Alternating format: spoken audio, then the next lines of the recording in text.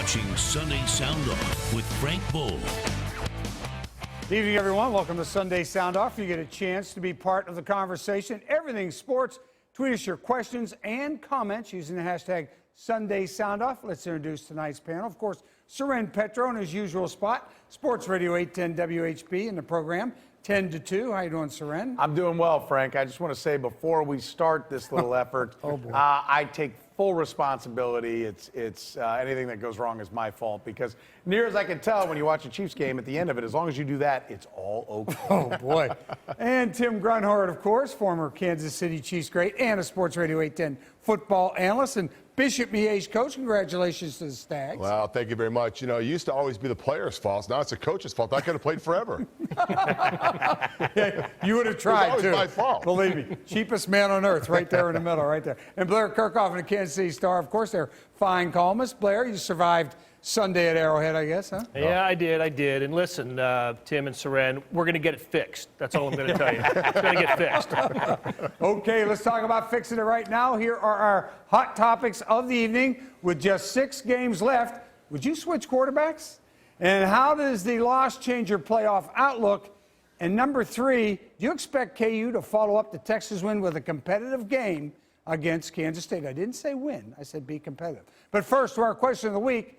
Who do you blame for the Chiefs' offensive woes, Alex Smith or Andy Reid? And Seren, I heard today, tell Clark to sell the team, fire Andy, and take Alex Smith with you. Okay, you're next. Go ahead. Yeah, so the question was, who do you blame for the Chiefs' offensive woes, Andy Reid or Alex Smith? Yes. Yes, my answer is yes. Or E, all of the above.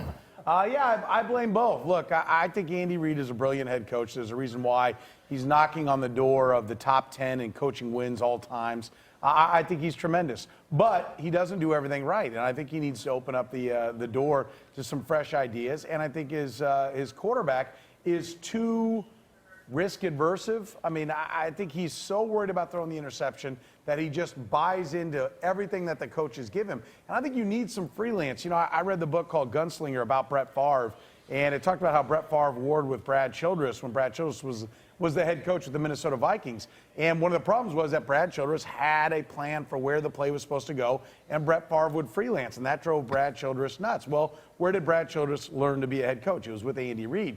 So I think there's a little bit of this here. I think Andy Reid liked Donovan McNabb, and I think he likes Alex Smith because they're kind of robotic. They do what they're programmed to do, but I think the quarterback position needs some creativity to be at its absolute best. So I think they're both complicit in this. I think they need a coach that will come out of his shell a little bit more, but I think they also need a quarterback that's willing to just see what's on the field and go do it. He clearly had one read with where he was going to go with the football on the interception that obviously was the biggest play of the game. He was looking nowhere else. It was completely covered. It was tipped at the line, but if it wasn't picked by the first guy, it was going to be picked by the second guy.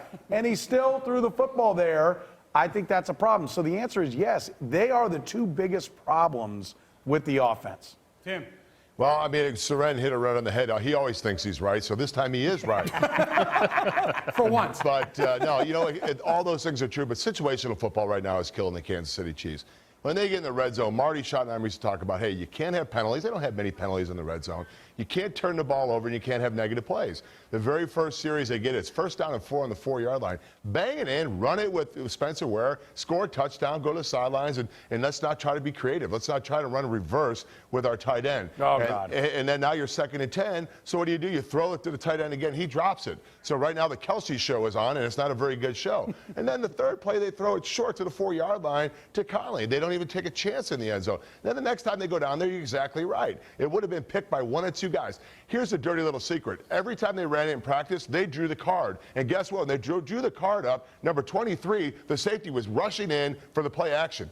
He didn't rush in for the play action. So, you know, when you're faking it and you're looking down, all of a sudden you're thrown up. It works great in practice, but in the game, he didn't bite. And Coach Reid said the same thing. Well, you know, it was not a great call by me. All week we saw him on film biting on that play. He's done it all year, and then all of a sudden he doesn't do that. You can't do those things. And then the other thing is 3rd down situations.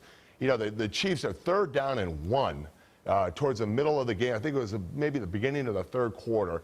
and they throw a ball across the middle incomplete instead of just smashing it. And I know this, and Grundy wants to run the ball again. Oh my gosh, no way. Grundy wants to run the ball again.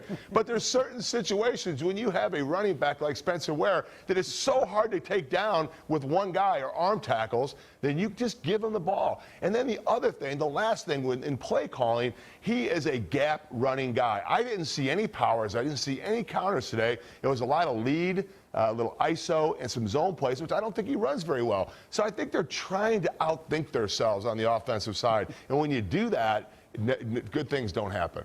Coach Kirchhoff. Hey, look, they covered it well, but let me just add this to it. Part of what had made the Chiefs' offense successful the last few years is the running ability of Alex Smith. He had the rushing touchdown today, had the 11-yard run. You know, that gives him like 70 rushing yards for the season. That has completely left the Chiefs' arsenal here. And so who do you blame more, Andy Reid or Alex Smith? I think in this case, you know, Alex Smith not running the ball changes a lot with the Chiefs' offense. When you take that dynamic out of out of what they're trying to do, it really limits what Alex Smith is all about. Guy rushed for 500 yards. Who had more rushing yards as a quarterback than he did last year? It was Cam Newton and Russell Wilson. And now Alex Smith has that part of his game no longer exists. I don't know what's going on there. I know the head injuries at Indianapolis may play a role here, but he wasn't running before those. I think that's been a big factor in the way that Alex Smith has performed this season. All right, we are far from through with the Chiefs. Up next, our Hot Topics. You're watching Sunday Sound Off.